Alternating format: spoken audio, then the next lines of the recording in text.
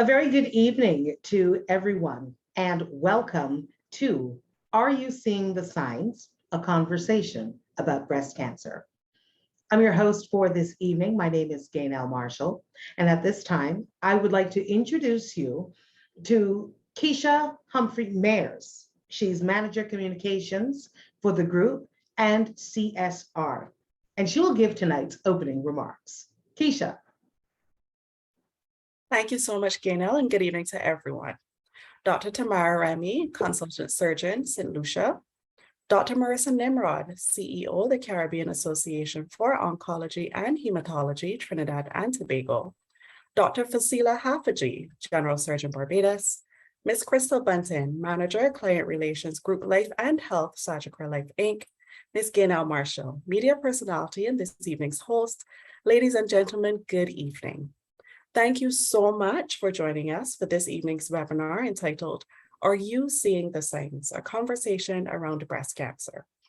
As the region's leading life and health insurer, we at Sagicor are pleased to be able to host this educational session as these forums give us the opportunity to continue in service to you, our clients, and service to our communities.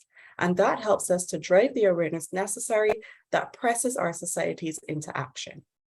Even though several advancements have been made across the region, the regional and global statistics around breast cancer continue to be harrowing. But there is something that we can do, and that is to share, and share some more. Therefore, let us never grow tired. The more awareness we create around screening for early detection, the greater a role we play in saving lives.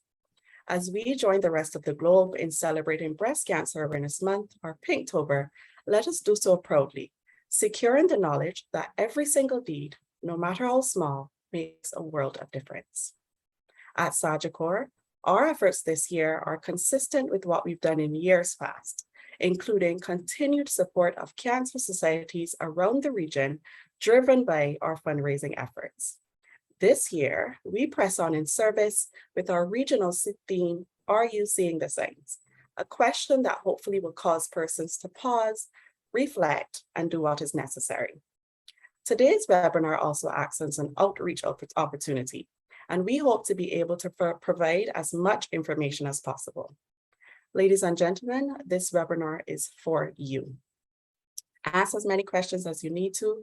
We have an impressive lineup of speakers on today's panel, and I wish to use this opportunity to thank each and every one of them on behalf of all of us at Sagicor for readily agreeing to be a part of this webinar and for their unwavering support. Thank you all for being here with us this evening and overall for joining the fight. It's been my pleasure to welcome you, and I wish you all an evening of knowledge, information sharing, and connection as we join linkages against this vicious disease. Thank you. Thank you so much, Keisha. And I certainly hope that we are in for a very invigorating conversation. As a matter of fact, I know we are. Are you seeing the signs? This is a conversation on breast cancer. And of course, indeed, it is the Breast Cancer Awareness Month, or Pinktober, as we call it here at Sagicor, and every year across the Caribbean, as Keisha alluded to, we do seek to bring awareness, Sagicor, with the importance of early screening for early detection with their annual Pinktober campaign. So this year, the campaign is asking specifically, are you seeing the signs? And as Keisha said, we do have a very invigorating panel here this evening, and I am about to introduce them to you. But first, let me leave you something to sit with. The statistics coming out of the Caribbean Public Health Agency suggests that breast cancer still accounts for 14 to 30% of female cancer-related deaths. And in today's discussion, it showcases that the continued commitment towards raising awareness for the cause across the Southern Caribbean is very much as prominent as it ever was. So during this time, you are encouraged to gather your questions, ask as many as you need, as you want, as you can, and we'll try to answer as many as we can and as you need. Right now, allow me to introduce you to our esteemed panel. We're going to start with Dr. Marissa Nimrod, CEO, of the Caribbean Association for Oncology and Hematology. She completed her training with a national scholarship from the government of Trinidad and Tobago at St. George's University and completed her service back in 2015. During that tenure, she was involved in a myriad of activities from research and presentations in oncology to practicing 7 years at the National Radiotherapy Center in Trinidad and Tobago. She completed her summer fellowship in cancer prevention and control at the National Cancer Institute, National Institute of Health, and has applied the principles from her Master of Public Health training to advance the Caribbean Association of Oncology and Hematology, where she serves as the CEO. Up next, we welcome Dr. Fasila Haffajee, General Surgeon. She's been actively involved in the training and examination of undergraduate surgery students at the Cave Hill campus. She commenced a 1-year fellowship in laparoscopic colorectal surgery at the First Affiliated Hospital Medical University in Chongqing, China, back in September of 2018. However, COVID provided for a short break that she hopes to return to thereafter, but she's currently in private practice in Barbados and is also a consultant with the local breast screening program at the Barbados Cancer Society. We also welcome Dr. Tamara Remy, consultant surgeon at Tampion Hospital. She's a graduate of the University of the West Indies Mona campus in Jamaica, where she specialized in general surgery. Her journey as a consultant surgeon started at Mount St. John's Medical Center in Antigua, where she transitioned to the Victoria Hospital in St. Lucia and later on to the Tampion Hospital. She is a member of the American Society of Breast Surgeons and has a special interest in breast disease and breast health, especially as it relates to breast cancer. She is also an advocate for healthy lifestyles and a holistic approach to healthcare, as well as prevention of the disease. And finally, rounding up the panel today is Crystal Bunting, Manager, Client Relations, Group Life and Health at Sagicor Life, Inc. She has over 18 years experience in the insurance industry. Being in client relations, she intimately understands the human side of insurance and thus has a special interest in critical illness products and their benefits. Academically, she is currently pursuing her MBA and MSc in data analytics. She has a passion for the industry and all in better efforts to serve her clients. A special welcome and good evening to all of our panelists. So let's get started this evening. Let's talk about the breast examination. We hear about it a lot. We hear why it is so critical to detect it early, detect any sort of abnormality or irregularity where the breast is concerned. So Dr. Remy, Dr. Nimrod, and Dr. Haffajee, what can be done to encourage people to continue with the self-examination as well as getting regular examinations at places such as the breast screening program? And how do we continue to push that action forward? In any order, anyone can take it. Okay, I guess I can start. I think we first need to encourage the public to understand that there is a problem. I think that's usually the first place. I think we also need to make the conversation about cancer in general a palatable conversation. So we need to erase the taboo related to cancer. We need to dispel some of the myths, and we need to actually be able to show that once we diagnose a patient with cancer, that is not a death sentence, that we can show that they're survivors. I think once we do that and open it up and open up the conversation, and when I say conversation, just like we're doing here, make it something that it's approachable, it's not again, I'm going to use the word death sentence because that's what I hear a lot, that it's something that if you have the information, you yourself can make a difference. So it's not just the doctors giving you all of this information and drilling it down, but there are so many things that you can do. And I think having a conversation about prevention is important, as well as early diagnosis. So I think that we need to be very proactive in terms of getting the data so that we can show people that it is out there. It's the most common cancer. I think among all the islands, we will see that it's the most common among our females.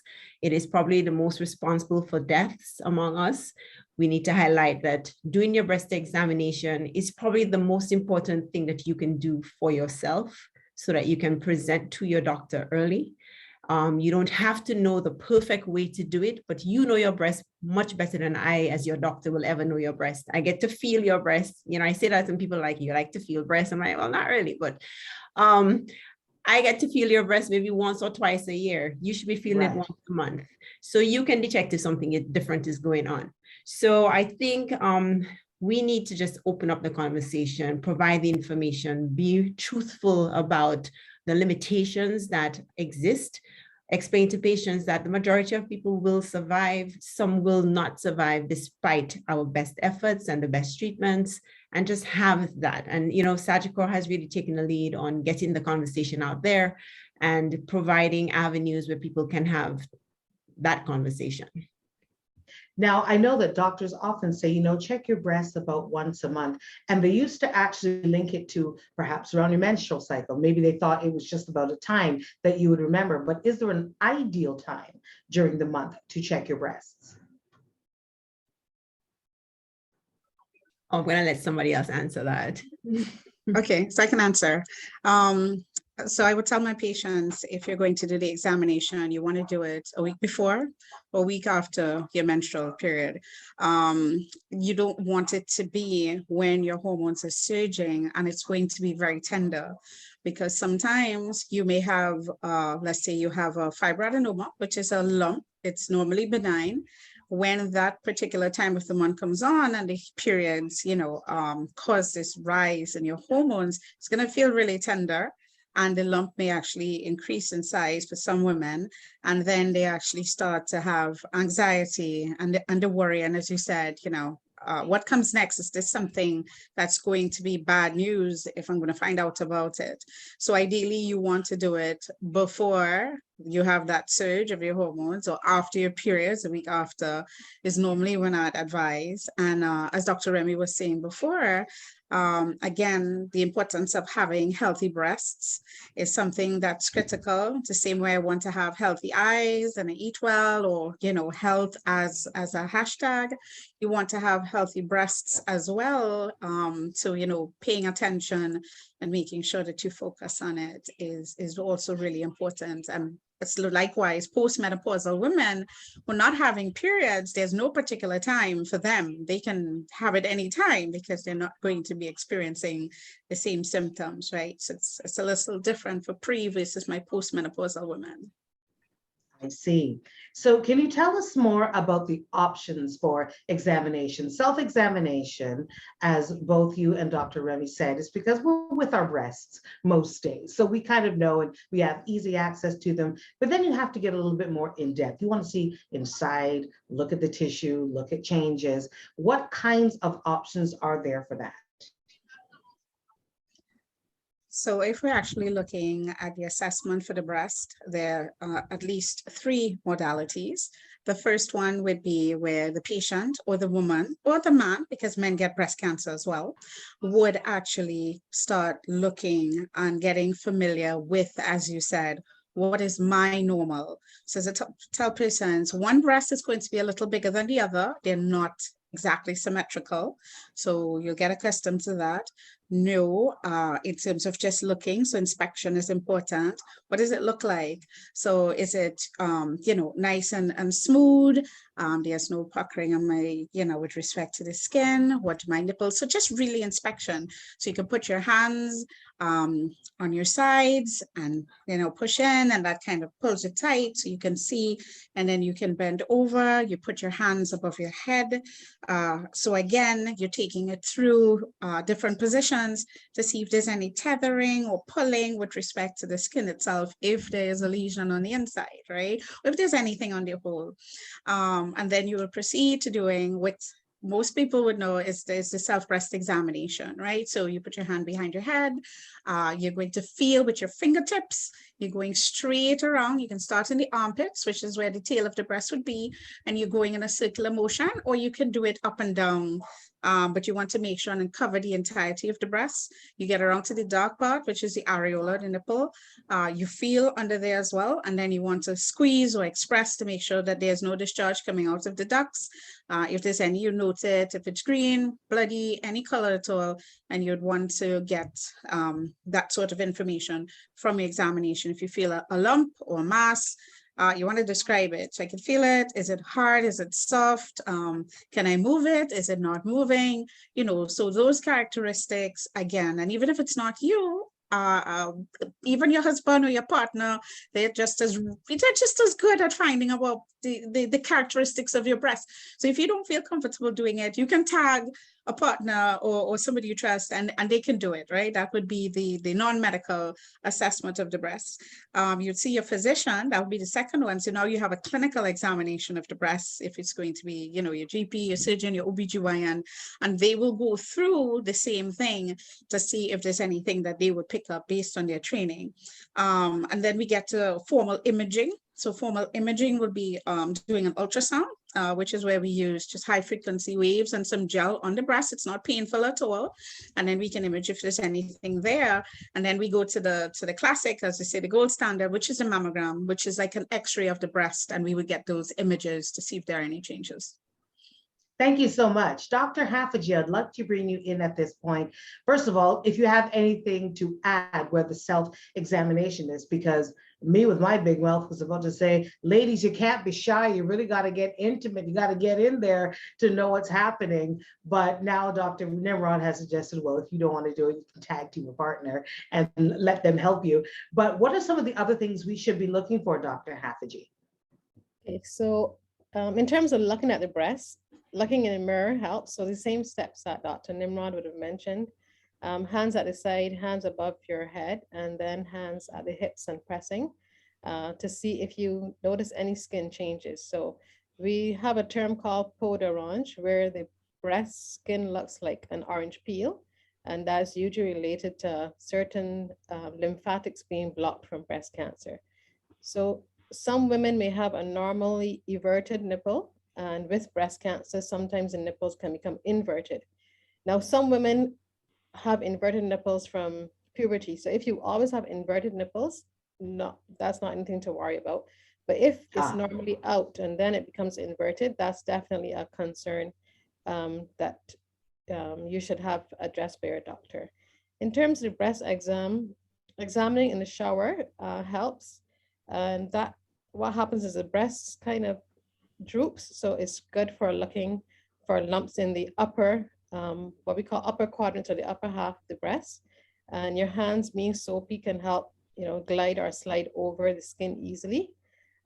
Examining as well on a bed, lying flat, possibly with a pillow under the side that you're examining, and you use the opposite examination hand. So as Dr. Nimrod mentioned, there are different ways, but most importantly is to make sure you cover the entire breast area. So from below the clavicle to the inframammary fold or the breast line, and from the breastbone or the sternum to the armpit area, as well as examining under the armpit. Because sometimes the first sign of breast cancer may actually be a lymph node under the armpit, especially if a woman has large breasts. But importantly is doing the examination once a month. And if you're postmenopausal, then, you know, you can just choose a day, your favorite day of the month. If there's a 7th, then you remember, I'll examine my breast every day on the 7th. So that's a way to remember, or the first day of every month. If you're still getting your periods, then examining a week after might be the best time, because your breasts are least tender at that point. I think that's what I would add to examining the breast. Okay, now we haven't brought the gentleman in just yet, but maybe now is a good time because self-examination is still self-examination. No, he does not have any menses to count on or to remind him of anything. But do men kind of have any kind of hormonal fluctuation during the month or the year that we may just not pay a lot of attention to? So if they're now doing an examination, they have to take certain things into consideration, or can they just do an examination? I know that men have their hormonal changes, but they're not the ones that affect the breast. Right, okay. That I'm aware of. So I would say that men should do almost like the postmenopausal, pick a day in the month that works for them. Maybe it's payday, I don't know, some day of the month, and just basically do the exact same thing. It's so much easier for a man to do a breast exam. And I took the privilege of putting up 2 slides because I think, just to summarize what both Dr. Nimrod and Dr. Haffajee have said, that we could just kind of put it all together. So this is actually my favorite slide. I think Know Your Lemons is probably, and when they come to their colorful displays of stuff. So the additional things in terms of the signs and symptoms that you look for. So they both spoke about the most common, which is probably going to be a lump. And it's most commonly not painful.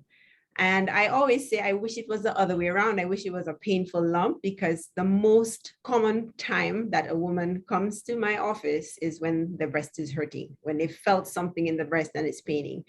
So unfortunately, they will find a lump. Sorry, I don't know what happened there. They will find a lump just incidentally, unless you've been doing your breast examinations regularly. And if we go through on this, there are about 12 different signs and symptoms that you can look out for. So additionally, we talk about like a rash on the breast. So it looks red. It may not be that painful, just like a scaly kind of rash. You may see a nipple discharge. We don't get too concerned about the clear nipple discharges or milky if you've breastfed before, but certainly if it's brownish, if it's reddish. And these signs are the same sort of signs that we would see in a male. So I put these up and you're seeing boobies, but males would present the exact same way. Sunken nipple, the veins, I don't think are very specific because we have lots of discolorations and, prominent veins, but if it's something that's new, then yes. And then you have the obvious things like a sore that develops on the breast itself. But to answer your question, the next slide basically shows the difference between the male breast and the female breast and why it is that you can get cancers of the male breast. So the only difference that you should appreciate are the pink sacs, which are the lobules or the milk glands. Male breasts don't have those. So you can get cancers of the fatty tissue, you can get cancers of the skin, you can get cancers of the ducts, of the nipple, but the only type of cancer that a male will probably not get are the cancers that originate in the lobules or the milk sacs. So men need to pay attention to their breasts, and there are some men who have a lot more breast tissue than some women, but it's so much easier for them to examine their breast. Thank you so much for the slides. They were certainly a lot more visual and easier to picture what we were talking about for the last 20 minutes or so. So I want to get in now to actual mammograms, because I think I speak for many women. 40 always seems to be the magic number. I remember turning 40 thinking, well, now you got to start getting those mammograms. Is 40 still a key number? Is it an essential number? What is it about the age of 40?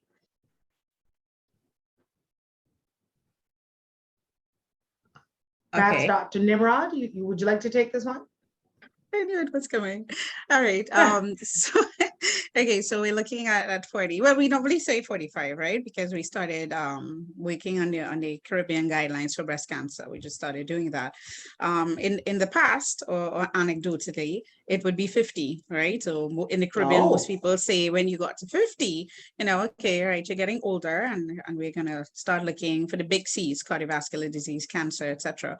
But we've noticed, obviously, so far from the data, still waiting for some registries, that younger women, and in particular Black American women, at least from those studies, have also noted that younger women under the age of 50, and even in our respective populations, even 45, because I think there's studies out of Bahamas, I'm trying to remember which other country, that's highlighting that 40 to 45 are at risk now. So traditionally, it would be a family history that you would start looking for. So if you had a first degree relative who had breast cancer, you'd want to find out what age they had breast cancer at, if it's at 50, 55.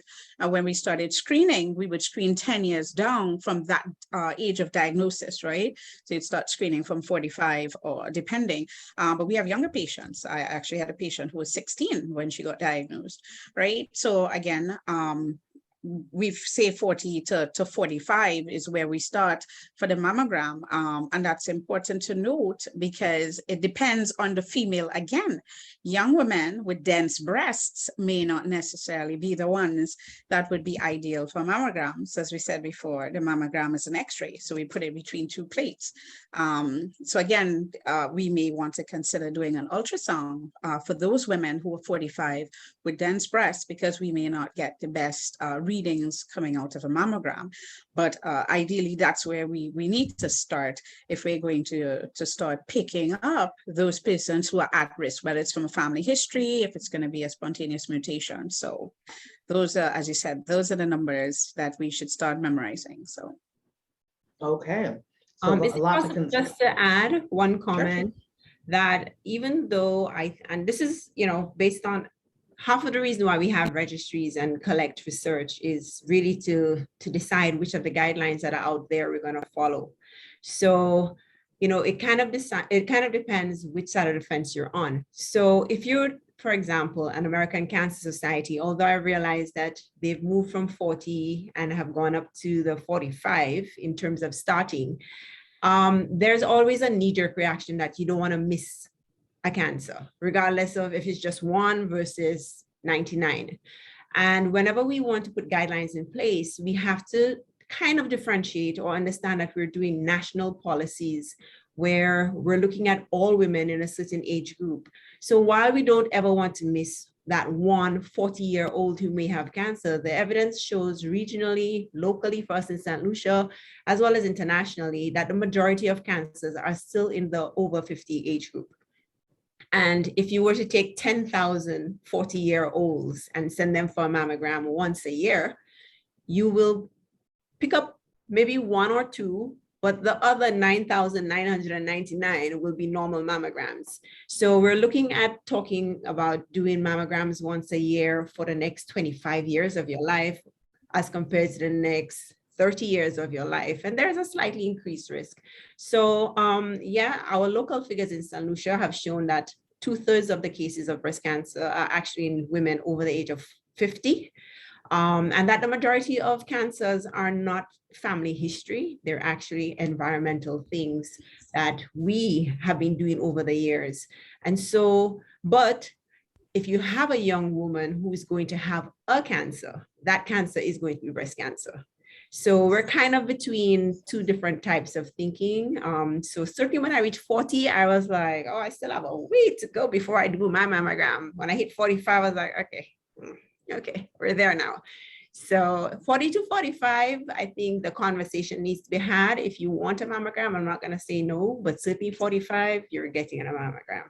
And if I can have a mammogram done, everybody else can. So, yeah. Agreed. And let me just add to that, docs. Let me say, in addition to that, your clinical picture, because we've had women who've been misdiagnosed because they had a lump and they were too young, and it wasn't cancer as assessed, because the age isn't obviously correlating with the possible clinical presentation. So that would be the other thing too. It's individual. Yeah, correct. Well, actually, it kind of leads nicely into my next question, and that the type of cancers. When we speak about breast cancer, I think we talk about it in a very blanketed form, but there are many degrees of breast cancer. What are the main types of breast cancer that we see in the region particularly?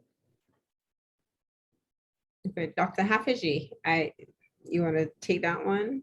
Okay, so the majority of breast cancers actually regionally and internationally are what we call ductal carcinoma, in invasive carcinomas that are usually ductal in nature as opposed to lobular. So those account for about 80% of breast cancers, ductal carcinoma. And maybe if Dr. Remy can share her slide, I don't know. It will just Sure. We can use the third slide. I think that would be the better one.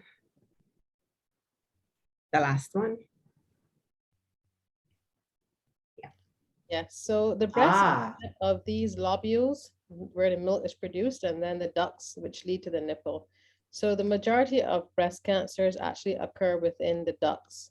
And when the cancer has gone outside of what we call the basement membrane, this lining, it becomes invasive cancer. About 10% occur within the lobules here. And some patients have what we call ductal carcinoma in situ, where there's cancer occurring within the ducts, but they have not gone past the lining here, so to speak. And that's important because the risk with invasive cancer is that it can get into the lymphatics and the blood, and these are the cancers that can metastasize. And really that's when breast cancer becomes a problem. If it has spread to the bones, then patients can get bone pain as well as pathological fractures. So minor trauma can result in a fracture. If it spread to the lungs, then they can have respiratory problems, and that's actually one of the more common causes of death in breast cancer patients. Certain subtypes, so there are generally 4 main subtypes of breast cancer, including one called HER2 positive breast cancer, and those can spread especially to the brain. So you can get brain metastases, which can present with different symptoms: seizures, raised intracranial pressure, blindness as well. I saw a question just pop up about triple negative breast cancer. So that's another subtype. And that is important because it tends to occur more in younger women who've not gone through menopause, and particularly common in Black and African women, about 30% or so in the Caribbean, high numbers in Bahamas especially. And that tends to be also associated with certain genetic abnormalities, including something called BRCA1 and BRCA2. If you follow Hollywood celebrities, there's actually something called the Angelina Jolie effect. And that's because she's a carrier of this BRCA1 gene, and she realized she had it because her mom died from ovarian cancer. So Dr. Nimrod would have mentioned about risk factors and genetics playing a role.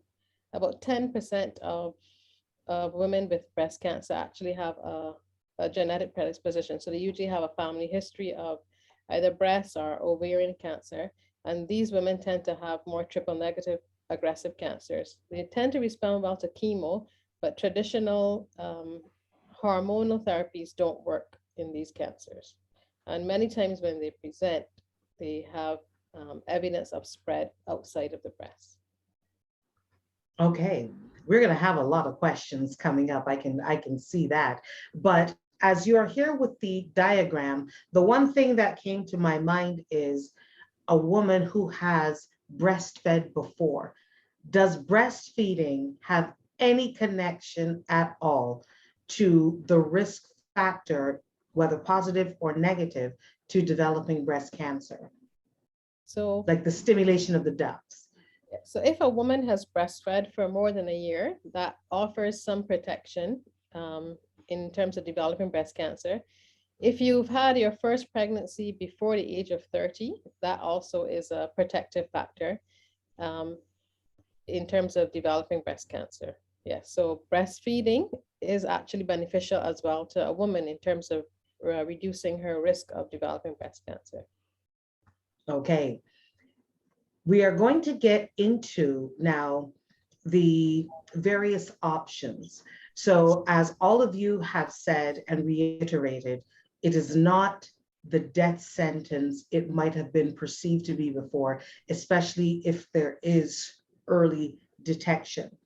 So what are the options as science continues, hopefully to improve, as we continue to find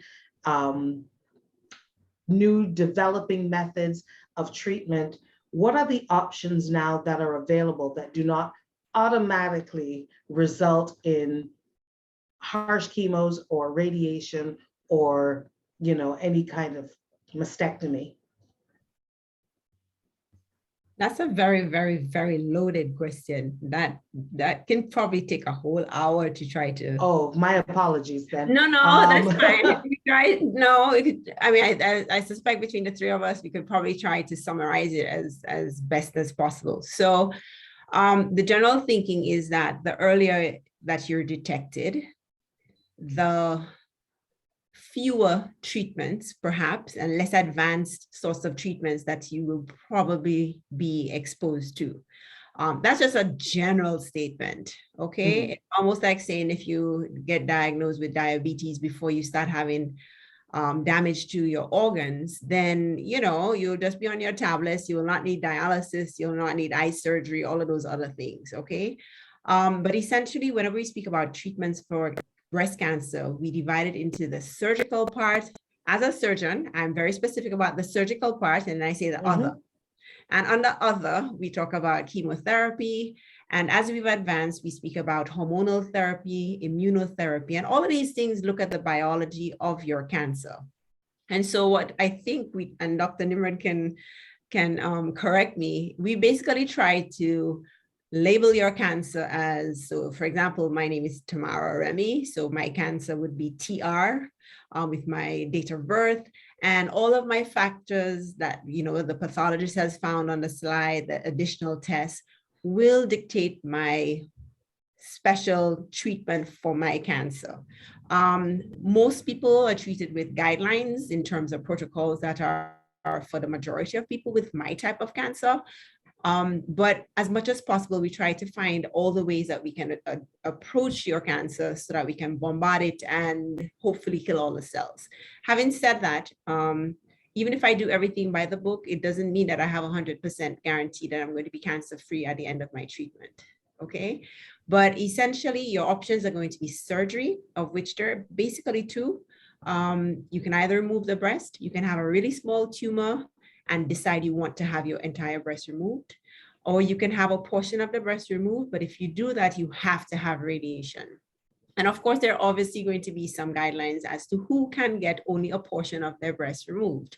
If you have a big-ish tumor and small breasts, cosmetically, it's not going to look like a breast, which is kind of why we try to preserve or do breast conservation. So there's that. And then the other things are determined by the stage of your disease or how advanced it is, and certain factors or features about your cancer. So there are lots of layers. And as therapies, I think cancer research gets the most funding. More and more medications, more and more things are learned about breast cancer. And so there are a lot more treatment options available. Unfortunately, for each of our islands, we don't have all of those options in each island. And so as a region, we need to be pulling together what we can offer our patients. And when we cannot, we need to be open-minded enough to know that the patients have the option of going elsewhere. But essentially, that would be how I would approach that question. Dr. Nimrod, do you have anything to add? No, I would just smile and say that you can check the harmonized guidelines that we created through our entire Caribbean network. So we had a team of specialists from across the entire region. I think I had almost 200 physicians, radiologists, everybody come on board, and we addressed the harmonized guidelines to to pretty much cover, as you said, what's being described. So that framework is what we would use. I think Dr. Remy covered it very succinctly. So it depends on the stage. We debulk, which is what decisions do. And then for the adjuvant or neoadjuvant, we shrink first and then we take it out after. The adjuvant part of it is what the oncology team will do next in terms of radiation oncologists, the medical oncologists, whichever designates the team will use. And that's where we go. So it's normally chemotherapy, radiation therapy, hormonal therapy. And then we have, as you said, some of those newer drugs that may not necessarily be available. And again, once you have access via insurance or some other modality, if it's savings, then yeah, that is available to you. But we're always interested in giving you the best option to live, because your quality of life is the most important indicator. And that's why we're all here, to make sure that everyone has a good quality of life overall, even if you've been diagnosed with cancer. Right.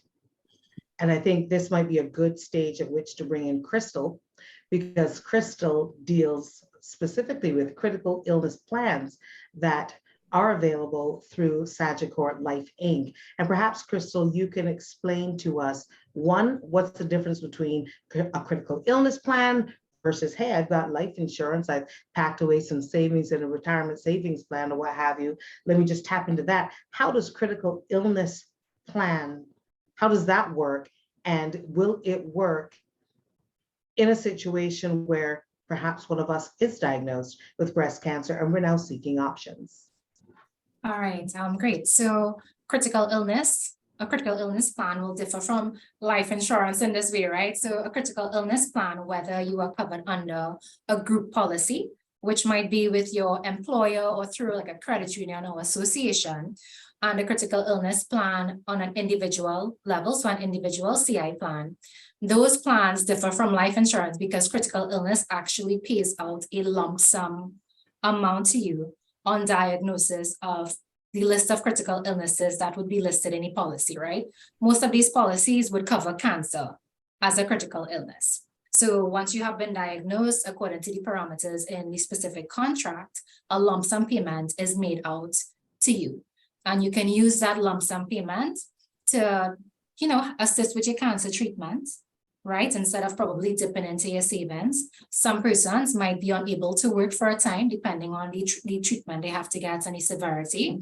So you can use that money to tide you over as well while you may not be working. Some persons use it to pay off debt, right? Or any other commitments that they have that would require some kind of financial assistance. You can use a critical illness policy, the lump sum that you get, to do so. Right? This is separate from a life insurance policy whereby if you pass away, your beneficiaries get a payment, right? Critical illness is really what we call a living benefit. So it is paid to the insured person to cover any of the items that I would have listed. To kind of contrast it as well to health insurance, because we talked a lot about preventative care earlier, right? Like prevention and catching cancer early. So if you have a health plan, most of the health plans, whether group or individual, would have a component of preventative care, which would cover you annually to go and get your mammograms or your breast ultrasound, right? So that is also something to take into consideration. And critical illness is usually very separate from the from a health insurance policy. The health insurance policy will reimburse you for any expenses related to your treatment for your breast cancer, while the critical illness is just really separate and a lump sum that you can do whatever you want with. So if I were to contact my Sagicor financial advisor and say, hey, I am looking into acquiring some critical illness coverage, what would I reasonably be expected to do or provide? All right, so it depends on the type of policy, right? So for example, if you're covered under a group policy through your employer, usually there's an opportunity to come onto the critical illness part of the plan without any kind of underwriting requirements, right? Once you are employed, they confirm your employment, there's usually a period where you can come on and you don't really have to provide any medical evidence and you're covered for any future diagnoses that you might have, right? If it's an individual critical illness plan, depending on the policy, right? There are some that might give small lump sums that you don't have to do a lot of underwriting. You might just have to answer a few questions. And then there are the policies that would have the higher lump sums that would require you to probably undergo some type of medical requirements to be able to get the policy. Something important to note about critical illness policies is that you can't get it when you already have a critical illness, right? You have to get yourself on a critical illness plan when you are preferably young and healthy. I mean, cancer can strike at any time, but as all the doctors here have been saying, a specific age group is where you see a higher incidence of it, right? So it's really important to get onto a critical illness plan while you are younger and in good health, because once you get diagnosed with any major illness or chronic illness, you won't be eligible usually to purchase like an individual critical illness policy. Right. So the earlier the better, in other words. Yeah. Like if nobody likes to sit there thinking, well, critical illness, but at the same time, you need to be protected for like any eventuality in life. And the thing about insurance, health or critical illness insurance is that you may not realize you need it until you actually need it. And I mean, the persons who have to drain down on their savings, maybe sell their home to get money to pay for their cancer treatments. Whereas if you have a critical illness policy and you're able to get that lump sum, that really goes a long way in, getting your treatment. Especially if you have to be off of work or you're just not employable after a certain stage, that you might need that financial backing to sustain your quality of life. Correct. Crystal, thank you so much for the clarity. And I know you've given some people pause and reason to think about how to plan for their futures. Now, we do have a number of questions that we're going to get to in just a bit. I can see some coming through already. But for the doctors on our panel, I wanted each of you to weigh in on overall lifestyle. I mean, sure, we're told to exercise, eat right, get in the fruits and veggies, the fiber, get in some vitamin D, drink your water, all the rest of it. But is this simply lip service, or is there an actual benefit to paying greater attention, especially as we get older and the temptation is to sit right here on this couch? Is there an actual benefit towards paying closer attention to the holistic part of our lives, even if cancer is not on the horizon? So I can jump in first and say yes. So some things, I call them modifiable risk factors to my patients. So you can choose to make it happen. The choice is yours. And I've seen changes, and probably my colleagues can say if it's the same in other countries, but I've had patients when they heard they got diagnosed with cancer, they've done like full 180 changes with their diet. So they eat well, it's balanced, it's nutritious. And I tease them and I say, you look much younger than I do now, because again, your dietary selection has changed. You've lost weight, you're glowing, they get time in to do exercise, and again, that's another modifiable risk factor in terms of reducing the obesity factor there. And as you said, to get circulation going. So seeing the lifestyle changes from patients who are living with cancer, who've just been diagnosed, that yes, there is a benefit. I could say it from seeing it in clinic. There is a benefit, definitely.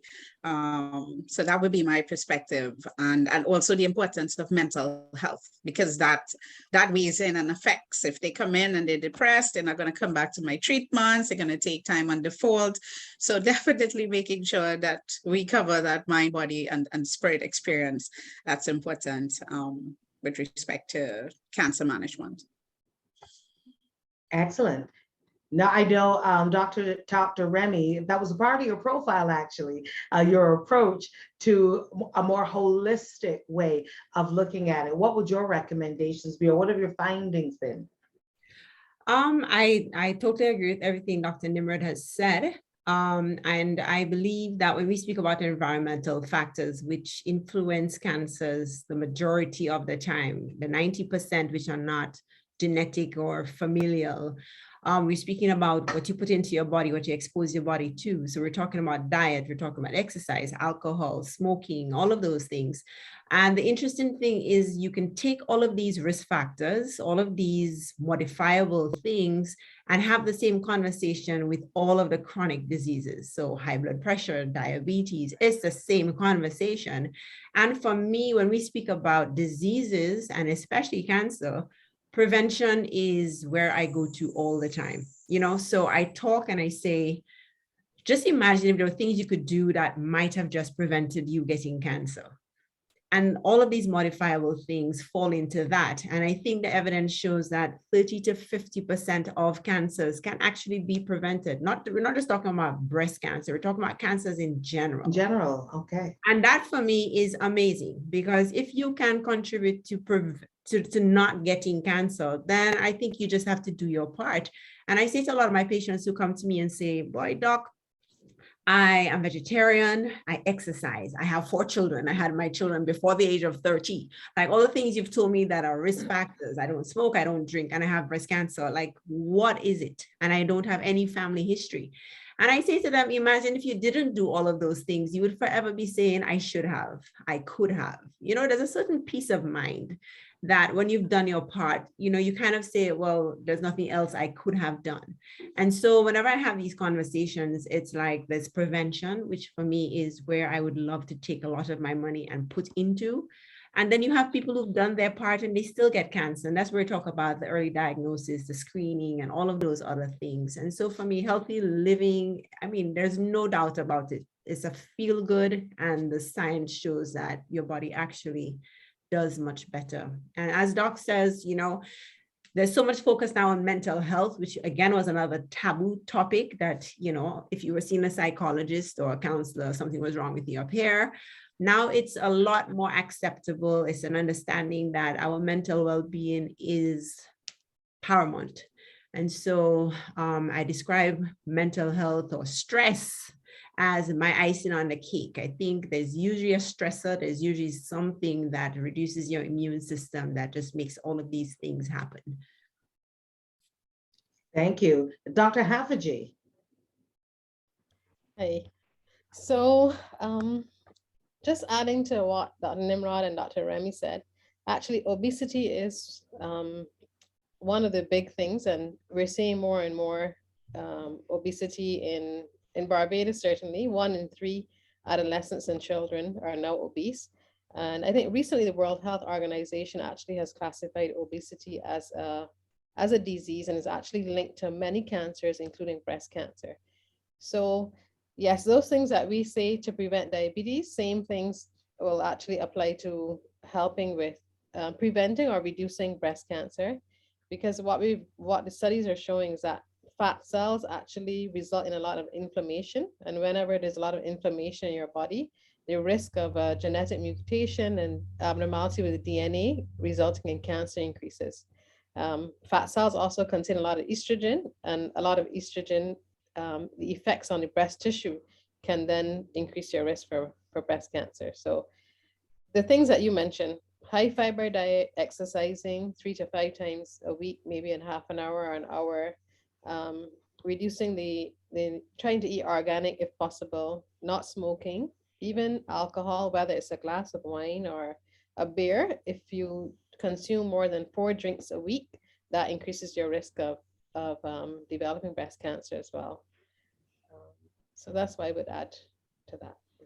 Yeah, let's try to go as holistic as possible. Okay, in the final moments, let's get into some of these questions. Now, a lot of these questions came through as you were or before you got to the answer. So I do believe that people now know the difference between having a mammogram compared with breast ultrasound, the yearly mammograms coming, what symptoms males have versus females. So let's get to something very specific. This individual is 55 years old. The last child is now 18 years old. The breasts are still producing milk. They want to know if this is normal. Definitely not. I mean, I would advise that the person sees a doctor, to be honest. It would depend on if it's one-sided or both breasts are producing milk, because actually sometimes you can have certain tumors that cause the breast to produce milk, something called a prolactinoma. So definitely that's not normal for a 55-year-old to be producing milk. Okay, so. Just the add that Sure. they could specify what they mean by producing milk. So if you're producing as in like you have to wear breast pads because you're producing milk, or if you squeeze and you can see a little bit of like a milky discharge, like quantity is probably important. Some people will say once you've breastfed, your breast may still make milk, but I would err on the side of caution, like Dr. Haffajee has advised, get seen by the doctor. But that would be the first distinction I would want to make. You know, we advise you to squeeze your nipple and squeeze the breast and see what comes out. So if when you do that, you see something that looks a little bit milky, is that what you're talking about? Or is it that, you know, it's producing milk? But yes, see a doctor, because I don't want to give advice and then you say, Dr. Remy said it's okay. Okay, true. And we got some permission to go just a little bit over 7 o'clock if we need to, because I do believe that a number of people have further questions. Here's another one that has come through, and the question is, does fibrocystic breast bring any additional cancer risk? And if so, how much?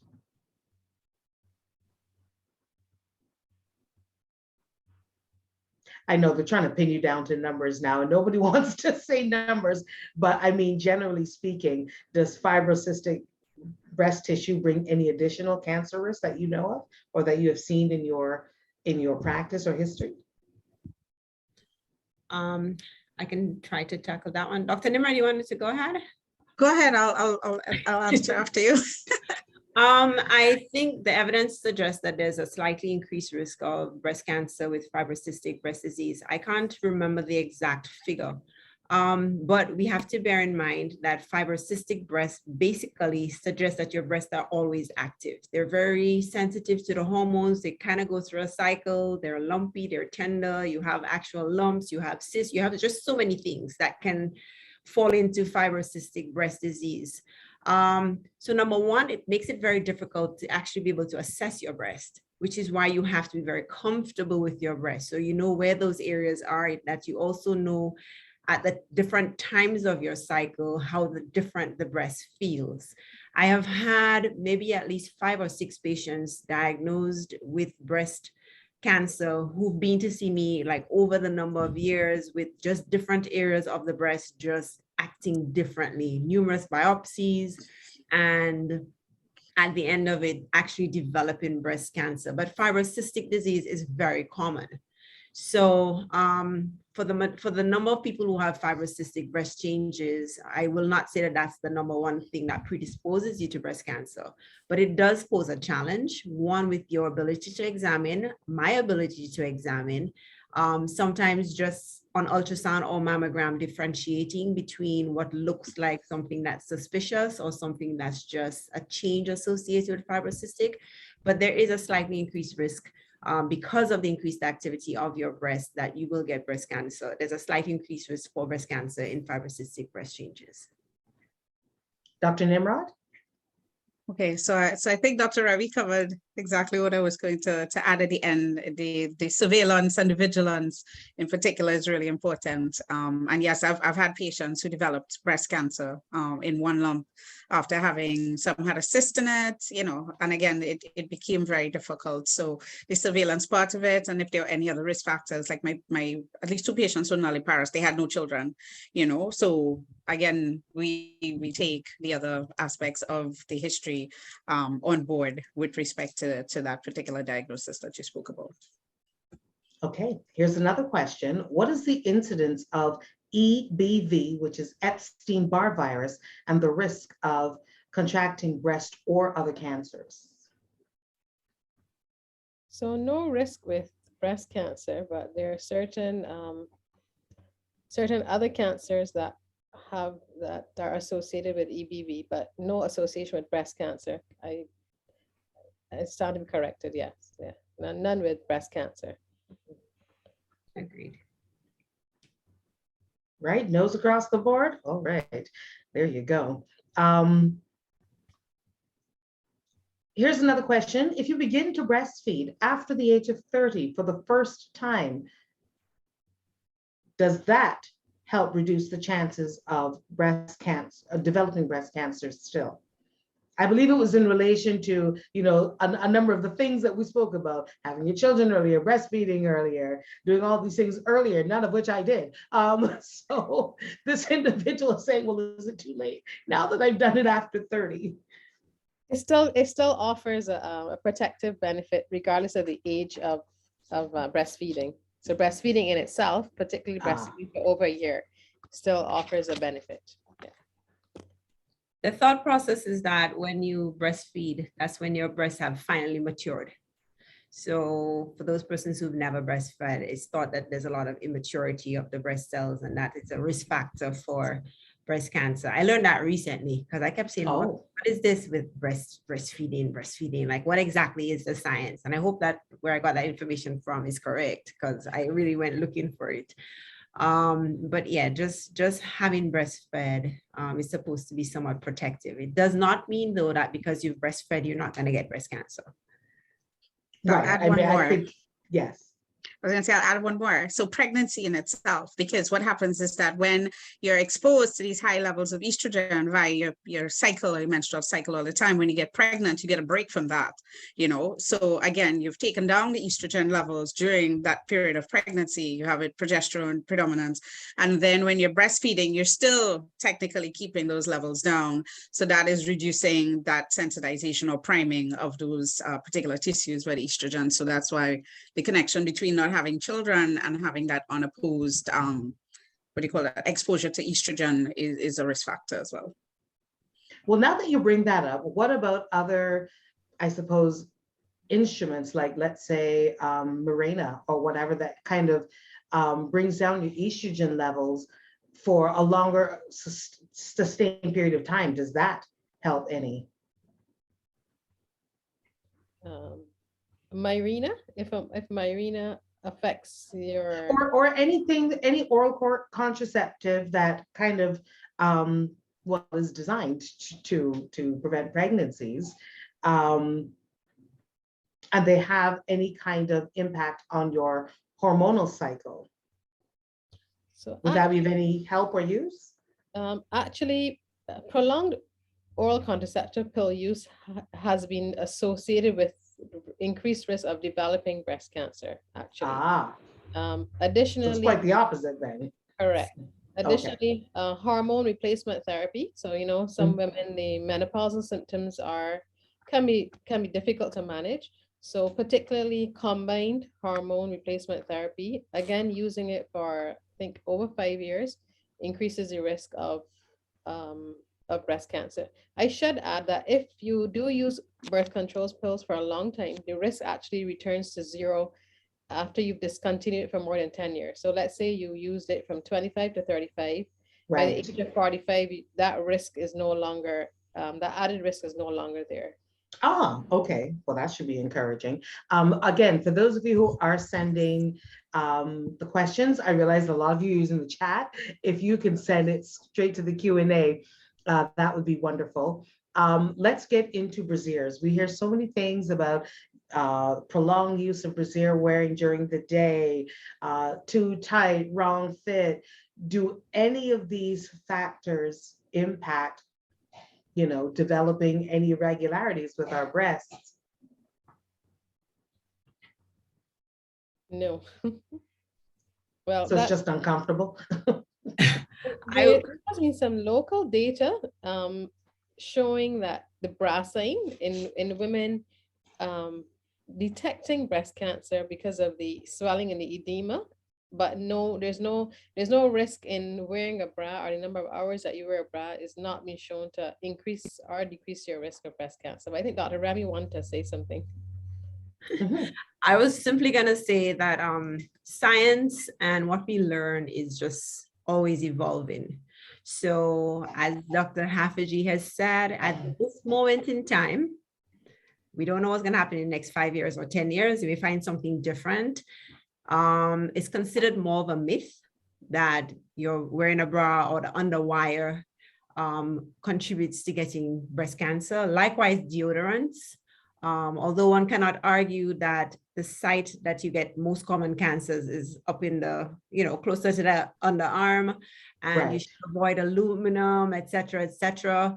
The evidence, the research so far has not shown that they're related, but in the next 5 years, if they show that it is, I would not be surprised. And so when I get asked that question, I say, well, I personally used to be like, no, I actually now make a conscious effort to use products that have no aluminum, just in case. Hey, it's like insurance, just in case. But the evidence itself says no. It is a lot. Right. They are a lot more expensive. I'm not advocating that everybody goes out there and just buys, aluminum free, because they probably have something else in it. But the evidence so far does not support either of those things. Well, I'm glad you did bring up the deodorant, because earlier on, I'm just trying to find the actual chat. Somebody was asking how to prepare yourself to go for the mammogram. There's certain oils and lotions and even deodorant that the technician would rather you not have on the skin when they're looking to do the exam. So can anyone just jump in and tell us the most ideal state you should be in when going for your mammogram? So it's similar to your breast exam, because the mammogram is done. Basically, you're putting your breast between the plate and the mammogram machine. So it'll be good to go a week after your period ends. That's when your breasts are least tender. Yes, you shouldn't wear deodorant or powder on the day of the mammogram, because those things, some of the metals in the deodorant and powder can actually show up on the mammogram and can result in artifacts that can make interpretation by the radiologist difficult. Got it. Yeah. I just Yeah. want to add one thing, because Sure. fairly often patients will ask about radiation, because of course a mammogram is similar to an X-ray, but the actual amount of radiation that you are exposed to from one mammogram, or even if you do mammograms every 2 years from the age of 40 to 75, which are the guidelines for many societies, will actually expose you to less radiation than if you even had one CT scan in your entire life. So the actual exposure of radiation from mammograms and screening mammograms is very, very small, and really would not increase your risk of getting breast cancer, because I know that there is a myth of that as well. Okay, and before we get to the winners, because by the way, we did have 3 mammogram giveaways, so we're going to announce those winners, but I think it would be remiss of me not to represent, on behalf of the populace, a lot of people talk about the pain factor. And I know pain is relative to everyone. Some people can grin and bear it, other people would rather run and hide. So is technology getting better so it is less pain to endure for those who find it sensitive? Because some people's breasts must just be naturally quite sensitive. If you brush them, they might react differently from somebody else. So has anyone in your territories found that there's a particular machine or a methodology that has made it a little bit more bearable? I've had my 2 mammograms done and they were not painful. And so I say to my patients, like before, I would be a little bit more sympathetic. I'd be like, okay, it's painful. Okay, but maybe you should try to do yours yourself. Like, don't go based on your best friend's experience or somebody else's. Get your first mammogram, choose the right time to have it. If you know you have painful breasts, don't go when your breasts are painful. That kind of information. Having had my 2 mammograms, I'm like, it sounds cold. I'm just like, just go and get your mammogram done. But that might just be because maybe I picked the place to go and get my mammogram, which kind of has more of a reputation for, I don't know if it's being gentler or the technician, et cetera, et cetera. So I know that everybody has a different experience. And I don't know that technology as yet has reached a point where the mammogram is not going to involve squeezing. Notice my word, squeezing gently the breast between two plates, because that's how you're gonna best get a mammogram done. An MRI doesn't involve that, but it's not the test that is required for most people. There are Right. few people who will need an MRI. And I think now is a really good time to speak to, and I think Dr. Nimrod, I think since you brought it up, the difference between the mammogram and the ultrasound, because I've seen quite a few questions asking, you know, since I don't like the mammogram, Can I do the an other one? Yeah. So I think this is really an important distinction that needs to be made.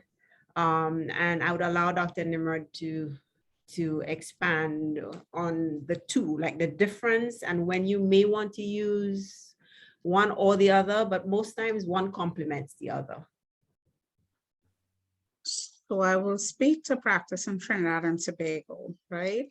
Okay, so the ultrasound essentially is not a painful process. So we put some gel onto the breast and we use a probe, and the probe now is going to send these waves, which you can't feel, through the breast tissue. And the echo or the pattern that we see is going to be read by a radiologist, and they will now interpret and let us know if there's anything in the breast, if there's a lump or any changes, location, size, if it looks worrisome, if it's not. In essence, that's the ultrasound. The ultrasound, ideally, yes, it's sensitive. It's one of the modalities that we can use. But the one that is preferred, or as we say, gold standard, is a mammogram. The ultrasound, as I said before, would be for women who have very, we say, firm or dense breasts. So they're just really perky, right?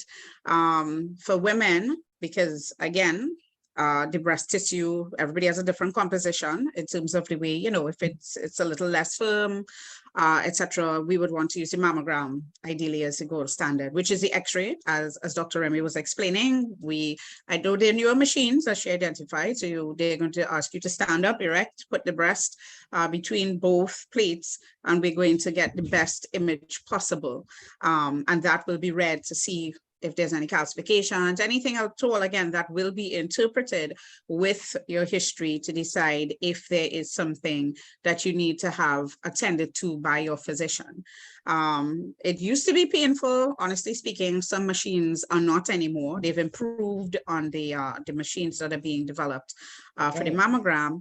And I would dare say sometimes persons go every year. It depends on the radiologist's recommendation. Some persons do annual mammograms. Some persons do it every 2 years. You can use both modalities. If you see something on a mammogram and they comment on it according to a classification, like a BI-RADS, we say, and we say it's a BI-RADS, but it's a 3, 4, 5, it's suspicious, they may want to correlate with with an ultrasound, and sometimes vice versa. So they complement each other if we need to get different perspectives on a suspected lesion or something that needs more attention for male or female presenting, ideally women. Okay. Now, on that note, for mammograms, we have some winners for the 3 mammograms. So congratulations to Marilyn Richards. And Marilyn, we're going to ask you to check the chat just to make sure that we have your contact details. Janet Prophet and Rajiv Ramsubik,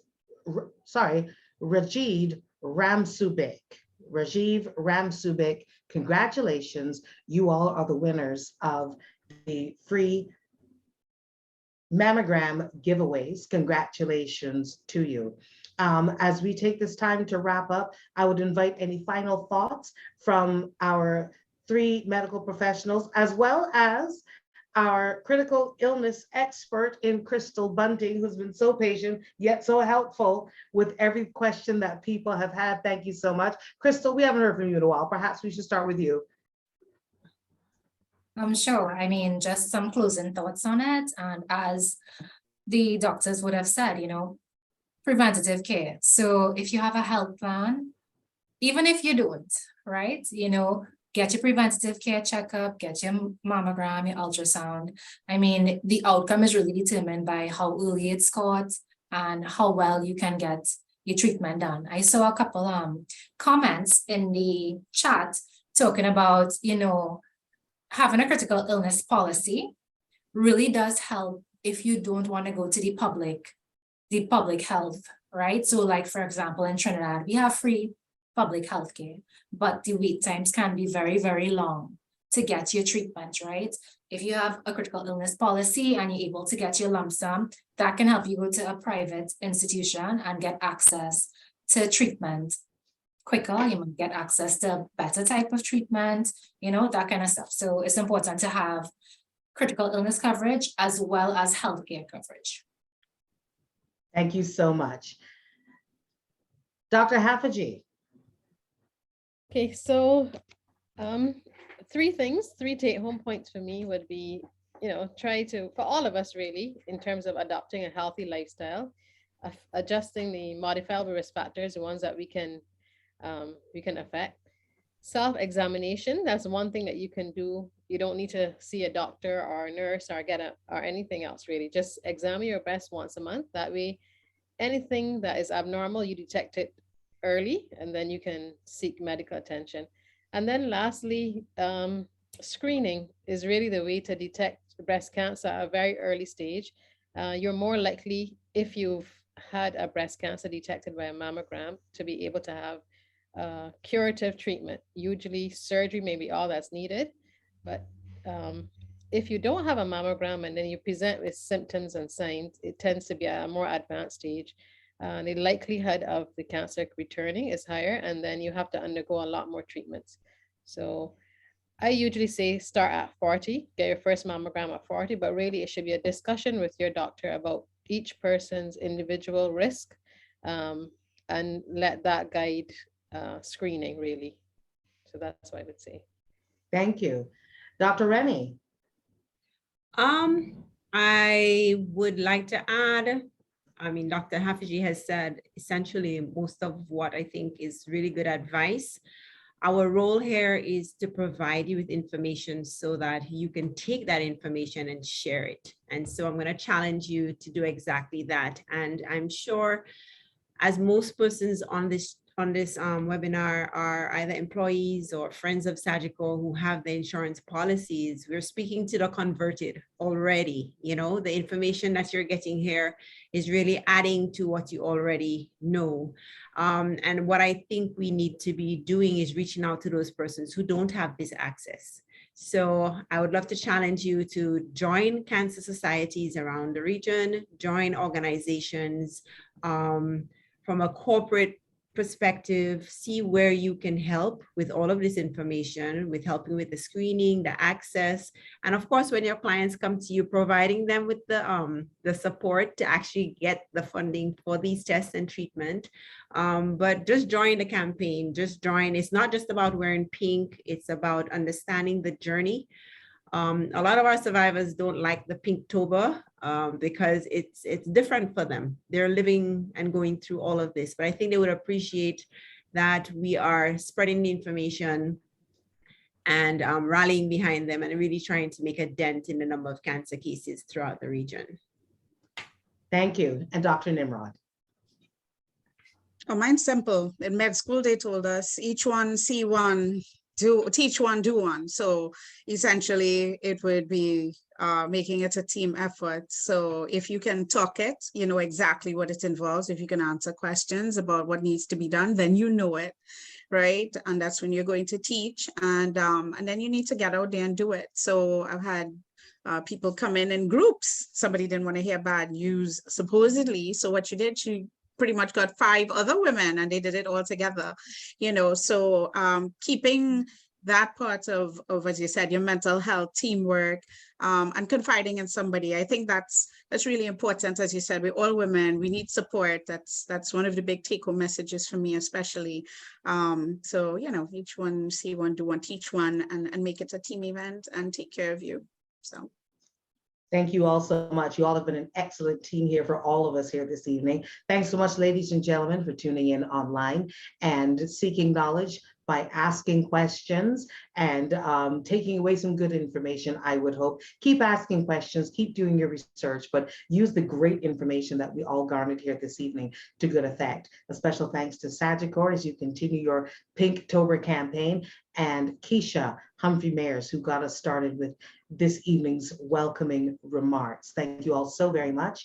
My name is Gaynell Marshall. It's been my absolute honor to be your host here this evening. Thank you so much.